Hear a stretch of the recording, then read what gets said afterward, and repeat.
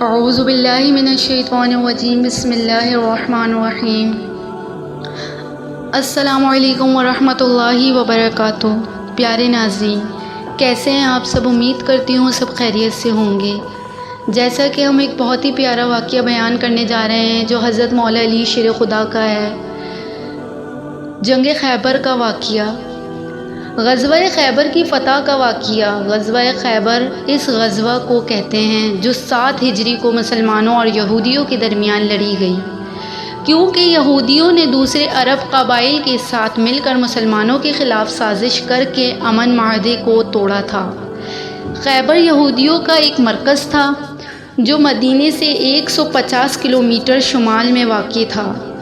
اس جنگ میں 10,000 یہودیوں کا سپہ سالار مرحب نامی تھا، جس کا مقابلہ نبی کریم صلی اللہ علیہ وسلم صرف 100 مسلمانوں کے ساتھ کر رہے تھے۔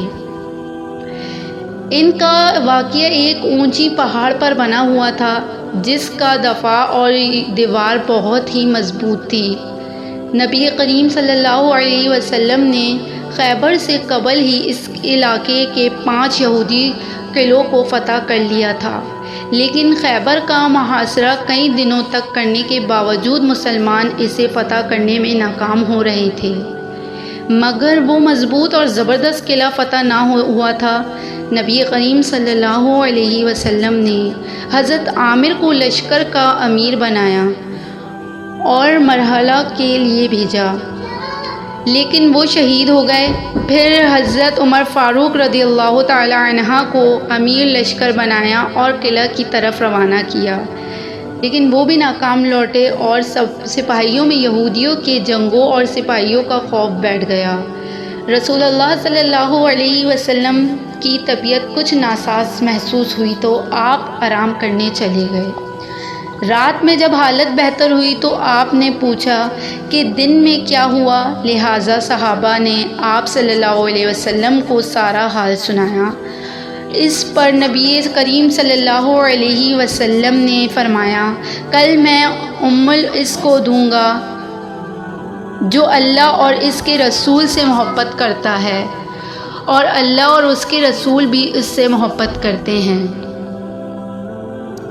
وہ قرار ہے اور میدان اسے فراز نہ ہوگا جب تک اللہ اس کے ذریعے خیبر فتح نہ کروا دے۔ راوی بیان کرتے ہیں کہ اس رات کو نیند نہ آئی اور سب اضطراب میں تھے۔ صبح ہوتے ہی تمام لوگ نبی کریم صلی اللہ علیہ وسلم کے پاس آ گئے۔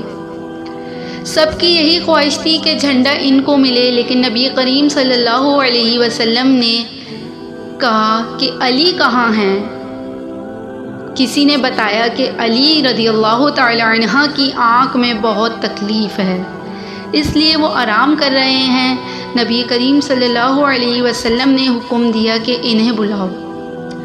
لہٰذا حضرت علی تشریف لائے اور آپ صلی اللہ علیہ وسلم نے اپنا لعاب زن کو حضرت علی کی آنکھ پر لگا دیا۔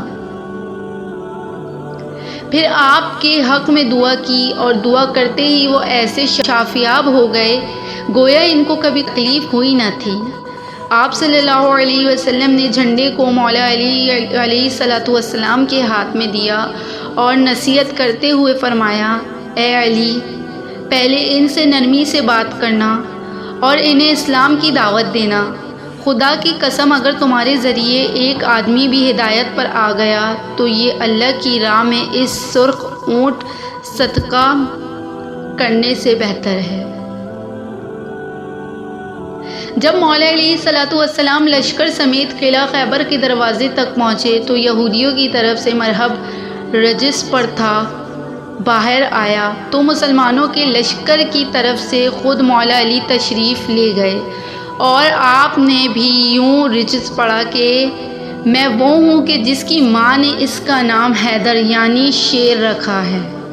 مرحب نہایت ہی قید آواز اور چٹان جیسا وحشی جنگجو تھا جس کی بیعت سپاہیوں کے دل و دماغ میں بیٹھی ہوئی تھی، اور یہ مقابلہ نہایت ہی سخت نظر آ رہا تھا، لیکن شیر خدا حضرت علی رضی اللہ تعالی عنہ نے چند ہی ضرب اور ذوالفقار کے زوردار وار سے کچھ ہی لمحوں میں مرحب کا کام تمام کر دیا۔ اس کے بعد اسلامی لشکر نعرہ تکبیر سے گونج اٹھا، لہٰذا یہودی لشکر مسلمانوں پر ٹوٹ پڑے اور گھمسان لڑائی شروع ہو گئی، جس میں مولا کائنات علی بن ابو طالب کی بہادری اور جرات مندانہ لڑائی اپنی مثال آپ ہیں کہ کچھ ہی دیر کے بعد خود ہی نبی کریم صلی اللہ علیہ وسلم بھی اپنے ساتھیوں سمیت تشریف لے آئے۔ تب بھی جنگ اپنے عروج پر تھی۔ راوی بیان کرتے ہیں کہ ایک یہودی نے قلعہ کے دروازے کے پاس حضرت علی پر وار کیا، جس سے حضرت علی رضی اللہ تعالی عنہ کی ڈھال گر گئی، لہٰذا آپ نے اپنے بازوؤں کے زور سے قلعہ کے ایک دروازے کو ہی اکھاڑ لیا اور اسے اپنی ڈھال بنا کر لڑنے لگے، یہاں تک کہ قلعہ آپ کے ہاتھوں سے فتح ہوا۔ مختلف روایتوں کے مطابق بیان کیا جاتا ہے کہ بعد میں 40 صحابہ نے اسے مل کر اٹھایا تھا۔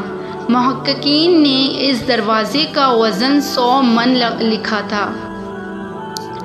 اس فتح کی وجہ سے شیر خدا حضرت علی کو فتح خیبر بھی کہا جانے لگا، جو آپ کی شجاعت اور جرات کی ایک مثال ہے۔ اللہ کی طرف سے آپ کو بہترین قوت عطا کی گئی تھی، جسے آپ نے جہاد فی سبیل اللہ میں استعمال کیا اور فتح یاب ہو گئے۔ سبحان اللہ، کتنا پیارا واقعہ ہے جنگ خیبر کا، ہمارے مولا علی شیر خدا، ان کی طاقت کا، ان کی کرامات کا، کہ ان کا مقابلہ نہ کبھی کسی نے کیا اور نہ کبھی کوئی کر سکے گا۔ اسی لیے ہمارے پیارے آقا حضرت محمد مصطفیٰ صلی اللہ علیہ وسلم نے فرمایا ہے کہ جس کا میں مولا اس کا علی مولا۔ سبحان اللہ۔ اگر آپ کو میری ویڈیوز پسند آتی ہیں تو آپ میری ویڈیو کو لائک، شیئر، کمنٹ اور سبسکرائب کرنا نہ بھولیں۔ ویڈیو کو ثواب کی نیت سے شیئر کریں۔ جزاک اللہ۔